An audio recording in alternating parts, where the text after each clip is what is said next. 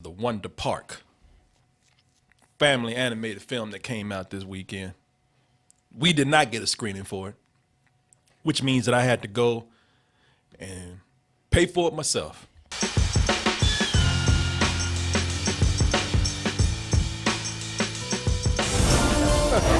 Now that's what I'm talking about.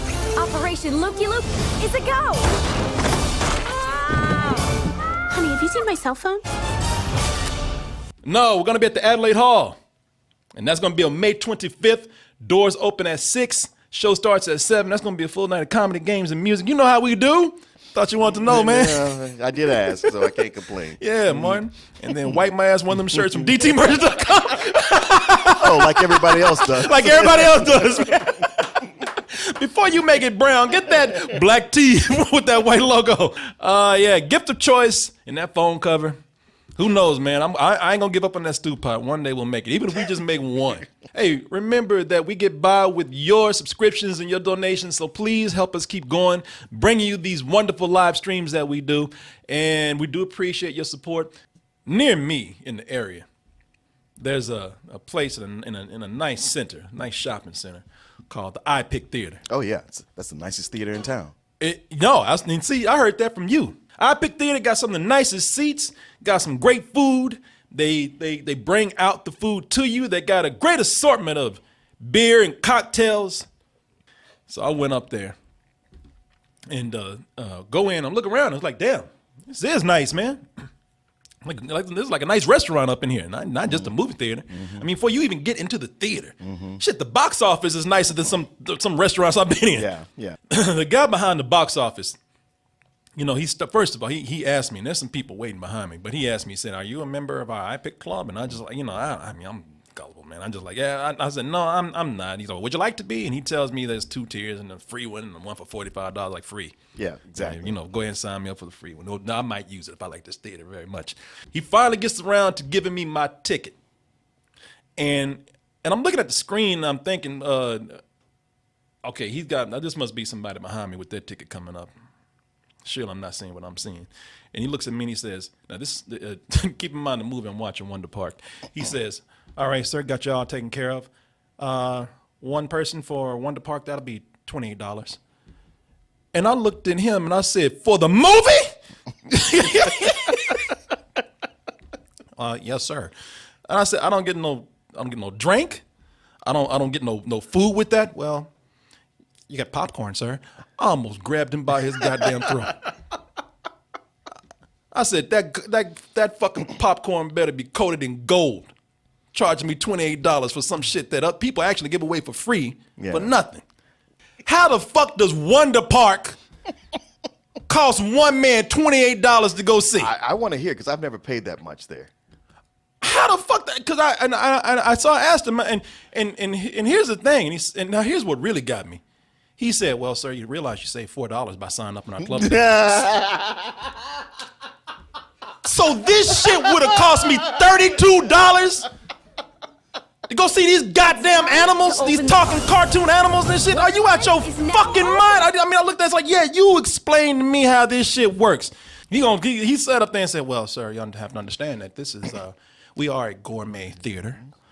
We have some of the best seats in town. We have our meals that are made by a chef. And I was just like, man, that's cool. You can have all the gourmet seats. You can have all the gourmet goddamn food you want. But if I'm not going to eat, what does that mean? No, it don't even mean that. You can have fucking gold statues in here. You can give me a fucking back rub. Wonder Park ain't no gourmet movie. Right. And he looked at me and he's like, understand, sir, that, you're paying for the price of the experience too. What experience? What experience? Yeah. What experience am I gonna get? Am I gonna be in the fucking movie riding with these animals? Right, what is it? And I just said, man, I'm sorry. And I even looked at behind me and I said, I'm sorry y'all to have wasted your time, but you can erase that shit right now. I said, I picked not to pay this shit. I should probably tell you something about this review. You mean Corey, Wonder Park wasn't worth $32? You mean this story about a girl with a vivid imagination who can build these wondrous parks in her mind, who's going to go into a big career one day designing things for Disney perhaps or whatever, maybe having her own thing. She's going to be an Imagineer. Yeah, Imagineer, Martin. She's so creative that she's created these animals that almost manifest themselves. They're the patrons of the park. But something happens in her life, Martin, where her creativity is stifled. She just doesn't want to do it anymore. She'd rather concentrate on taking care of Dad instead of creating these grand schematics of amusement park rides that haven't been invented yet. But by the time she's old enough, they might be possible. What could have broke her spirit that way? What could have stifled this little girl's imagination? June is a little girl that we're talking about. What could have done that? Let's go ahead and take a look at the trailer for Wonder Park first, and then I will be back with my review. I am nobody's pincushion. Nailed it. You guys did block the wheels, right? Oh, that's what this is for. Nice birdie. I like the way you listen to these puns, and now you see how everybody else feels. I'm glad you get a taste of your own medicine right now. I get it now. At least we got dinner. I kind of like the idea. I was with it, not crazy about the puns, till they got to the chimpanzee zombies. Well, that's just the beginning. That's just the beginning. That's just the beginning. I'm gonna tell you, man. The beginning of this movie irritated me because the movie starts out with June and her parents. Her parents are voiced by Jennifer Garner and Matthew Broderick. Okay. And they them Gen X parents that they told their kid June. They said, you can be anything you can be anything you want to. You can do anything that you put your little creative mind up to. And then she takes that and just runs with it and almost destroys half the goddamn neighborhood. Almost kills a couple of kids in the process. She destroys the hell out this neighborhood. June is a natural disaster. But when now we had done something like that, let us just mess up the neighbor's grass. Right. Mama gonna be at the get your ass in here. Come in here. Well, I tell you about that bullshit, and you gonna get your ass whooped. Now, while today I don't condone really hitting kids or anything, but God damn it, do something. Because when June gets home, what happened? The parents are just kind of like, ooh, young lady, you're grounded. Oh, I just can't be mad at you. You just keep, you keep creating, sweetheart, and destroying half the fucking house. I grew up with Gen X parents. I heard that shit before. I've seen that's why it's probably personal with me. I've been around my peers who I've gone to their house and that kid's just tearing shit up. Right. No, she's just full of energy. I know. And they're like, you gonna let them talk to you like that? They're spirited. Yeah. No, he's just moody. It's okay. Yeah. Tell you what. Okay. Go have a time out. Why? So she can plot more shit? No.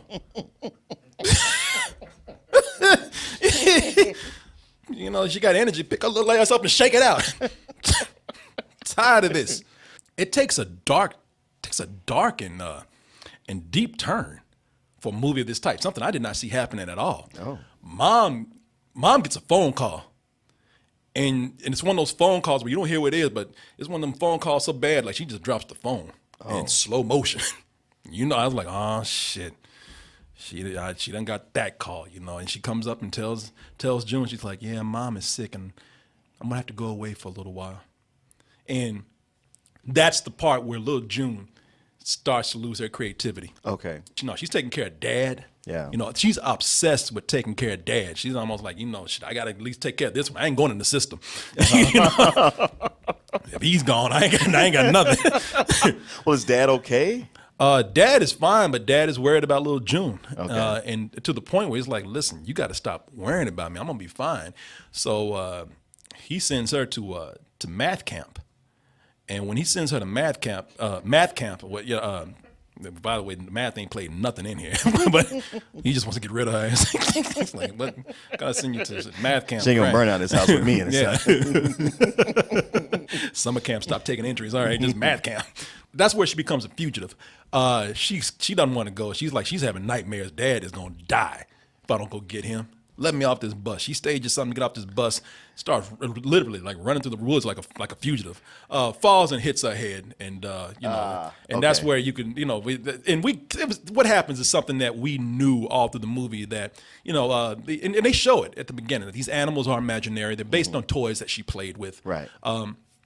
That's cute, and that's fine. It's a plot that we've seen, over and over and over again ad nauseum, but it's okay for little kids. That point with mom and this taking that turn right there and them, doing something that deep with the film, I admired. Thought that was, and again, I didn't expect it. Thought that was cool. Until she actually goes to Wonder Park. Yeah, in that's her what I mind. was afraid of. When she finally gets to Wonder Park, things take a loud turn. Boomer, you protect her with your life. Hey, Boomer, what is going on around you? She's like, who the fuck are you? He's like, these loud ass animals just show up and they destroy this story. They trample all over this plot. Poor mom, they just might as well just dance on her grave if she's that sick, because they just come in and they just wreck this movie.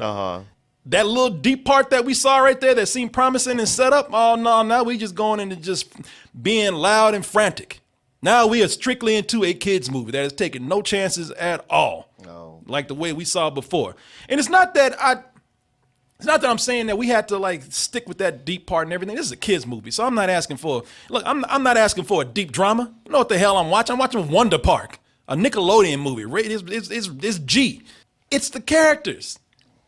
You could be lighthearted and goofy all you want to, but these characters, they have no personality whatsoever.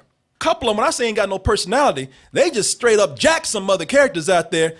A couple of these characters are a hair away from a lawsuit. They knew exactly what they were doing. They changed it up just enough because they trying to cash in on some other characters. Oh, mama, that character looked like that other animal I like in that other movie. Mila Kunis, she's a character in here. And you can't tell me that Disney ain't looking at this and saying, what the fuck? Right. Right. Mila Kunis plays Greta. Greta looks like Pumbaa. From same color. And the only difference is she got one chipped tooth and she's a chick. Not that you ever see her vagina or anything, so it don't matter. So look at this. Tell me you can't look at this and not think that. I thought it when you showed the clips earlier. It's like, come on, y'all. Y'all know what y'all are doing. Y'all know those bears that every commercial we see them in, they always shitting. Those Charmin bears. Tell me that don't look like this blue ass bear we got right here. Well, that was probably the gambling addicted uncle who they had to leave, cut out of the family. What's that? Never mind.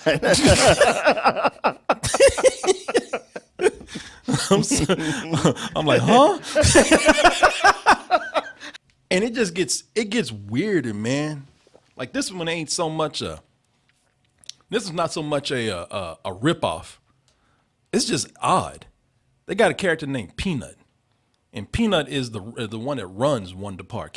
But the thing is, he's just a, you see him in a movie with all these colors. You see them you see them in a movie with all these all these bright rides and all these these really exaggerated theme park rides and attractions, and yet Peanut ain't nothing but, he runs this, but he ain't nothing but a chimpanzee. Ain't nothing but a chimpanzee with a British accent. It's almost like it's not even Wonder Park. It's like Jurassic Park. Welcome to Jurassic Park. Welcome everyone to Wonder Park. How are you? And it's like, for somebody who's running a theme park with all these bright colors and everything, you think he'd be like the Willy Wonka of chimps? You think he'd be like, you think like he'd have like at least a colorful top hat or a nice circus jacket on or something. It's just like, nah, it's just a chimp. Yeah, he's still a chimp. Yeah, but yeah, exactly. But it's like, you can't do nothing more with that, because to me, that is just weird that he's just an animal. You know what it is? It looks like Planet of the Apes just took this weird kid-friendly twist, and Caesar ended up being like friendly with humans, and even so much to the point where he built a theme park for them. Well, I mean, when you look at them all, they're all natural colors except for that blue bear. He's the one that stands out as odd. Exactly. That's what I'm saying. Yeah. Because he's like he's not exaggerated or anything. Like he's like a chimp. Yeah. And I was just thinking, like, that don't even make any sense to me. That y'all will not even like come in and try to like make him more colorful or make him more cartoony. I mean, that's some straight up Planet of the Apes shit right there. No, You know. you're right. You're right. And the remaining animals, they're just loud. That's all. That's the only, like, you want to know what the difference in between them, besides what species they are? It's just one character is just louder than the other. Either loud or they just yelling and running all over the place. John Oliver, man, don't preach to me about shit. I was thinking that watching this. After being that, because he's that porcupine. Right. The ones making all the bad jokes. Yeah, don't you come on your show next week on HBO and try to tell me how fucked up the world is. You know what's fucked up? You did that porcupine right there. Talk about that. I bet you won't. Slow down, brother. I saw this. I got something to say. The problem with this is that it's an hour and 26 minutes. Oh, that's short. Relatively short. And yet there is no story progression at all. Within an hour and 26 minutes, you think they would be able to breeze through this, but no. There are so many times that they're just filling in time, just filling in gaps with nothing but loud colors and just a bunch of activity happening on the screen. Just a blur of things, just all these characters just running around, jumping around, swirling around, and to the point where you might as well just be watching fireworks. Yeah. It's not because there's no substance to this. It really is just filling. It's filling in the gaps between when they have nothing to do. Granted, they try to, because they tried at one point in the middle of it, because they explain what's going on with Wonder Park. They explain why she's lost her creativity and how it affects the park and all these animals here. And Mom is brought into that. And I got to say something about this. I'm gonna spoil it for y'all for those who want to hear it about Mom in this movie and her illness. It's one of the cheapest cop-outs I've ever seen. But they bring that in just a little bit, but they don't do enough follow-through on it to the point where it really means something to the story. Yeah. And furthermore, talking about not adding anything. Furthermore, they they try to work in some villains here, the chimpanzombies or whatever. That name ain't even clever. No, it's not. The chimpanzombies in the movie that you see, they're like these little stuffed animals that are originally souvenirs in the park for people. And so you thinking, like, when you see that, it's like, oh, how's that working to the story? Oh, I see. It's kind of making a statement about the empty, shallow consumerism that goes with theme parks. Mm-hmm. Damn, I wish we thought of that. No, they didn't. That's not what they do. Man, that's a good idea, but shit. No, we should have had you around when we started. No, we just threw that shit in there because we needed something to just stop the heroes. It really is no explanation for them. Like I said, man, this is a movie that tells you right off the bat that what's happening with June is all in her head. And that can be a strength for a movie, because with her imagination, anything goes. But along with that, there's nothing clever. It's more noise than coherent good ideas. There's no, knowing that it's not real and none of these things are really connecting together. They just kind of working together in a spontaneous way. Yeah. And there's no real danger. Yeah, there's no stakes. So it's hard for you to attach yourself and care about what happens. You don't care about anything. There's no real danger. There's no real threat at all. Now, I ain't talking about, we know these characters are not going to die or anything like that. But still, just I would like to feel like something that it is like there is, I want to have some sort of investment. This is $100 million spent on a straight to video movie. $100 million? $100 million. And you know what? And I'll tell you, man, this should have gone to Netflix. And because and that's too bad because it's the money that really does show.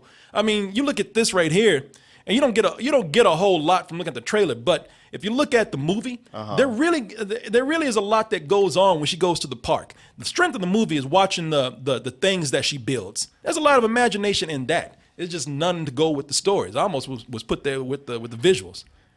And $100 million. Yeah, I don't even know why y'all released this in the theater. Yeah, it's Did you get your $28 back? shit. I didn't spend $28 in the first goddamn place. Turn around. If I would have jumped off a bridge had I paid $28 and saw this movie and went home. I would have never made it home. I would have drove right into opposing traffic. This doesn't need to be in a theater, man, at all. It's because that's what it is, man. It's something that the kids will enjoy only because there's something moving on the screen. That's it. This is something when I was in there this morning watching this, you could feel every parent saying, this needs to hurry up. I got shit to do. They like, Can I get everybody to stop tapping their foot? yeah. They're like, boy, you will never know the end of Wonderland if this goes on another 5 minutes because I'm about to leave. You have to wait for this to come out on DVD or something because we going home. It's a rental, man. It's a low rental. Okay. After all that, I thought we were talking about some old bullshit. No, it's a low rental for the kids, man. I mean, it's because like I said, it's a good looking film. Yeah. For just the look of the amusement park stuff that they do. Little June, she ain't gonna date no white dudes when she grows up. What? Nah, I'm trying. Because June, she most of her close friends, guy friends, they're all like brown dudes, like not even Mexicans, like Indians. Oh, yeah. It's she and the dude's even telling her, he's like, yeah, you and I gonna get together when we get teenagers, because he's saying, yeah, just give it time. Because he has a thing for it. He's always telling her, I love you. You gonna kiss me? His parents can arrange the marriage. Yeah. Well, at least she's not a black girl. Yeah, it's a rental. But I gotta tell you, it was almost close to some bullshit for this ending that they pulled. Because mom, they pulled this really deep, dramatic beginning where mom has to go to the hospital. Right. Has to go, and not even to the hospital. Mom has to go away, and even June is like, "Are you gonna be okay?" She's like, "I don't know, maybe, I can't, but I'll be thinking about you, little June." And then she leaves. And at the end of the movie, Dad is like, June, I got somebody to see you. And his mom, she literally says, yeah, I got better. Oh. I'm like, well, what the fuck, did you have a cold? I mean, what And and the funny thing is, she had that kind of illness that, like, look, I know this is a movie for kids, but damn, come on, like, make her look sick. The illness that she had was that illness where it just makes her look like a European model because it makes her cheekbones show a little bit. She might have one piece of hair that goes over her face. Mom is sick. What was it, Mom? I got my stomach still. I got my tubes tied. Yeah, man. I was like, you got to be fucking kidding me. She can't, like, it just said that like nothing happened. Mom is better. So they don't tell you what it was. They don't tell you what it was. Not at all. The way she, like I said, man, what did you do? Stub your toe? What, you anorexia or something? What was going on? Mommy just need to get away for a while. Yeah. Shit, it made me think, did you go to rehab? Did mom have a coke problem or something? That's why Dad wasn't worried. Yeah. And Dad wasn't worried. Like, Dad was not crying. Dad was ready to give us something else. Thank you for watching, everybody. That makes me so happy. You can make me even happier by hitting that subscribe button. And if you really love us, go check out our main site, doubletoasted.com. Over there, you'll find the live streams that we do almost every night of the week and a longer form version of this video right here. Support us at dtmerch.com. And remember to always stay toasty.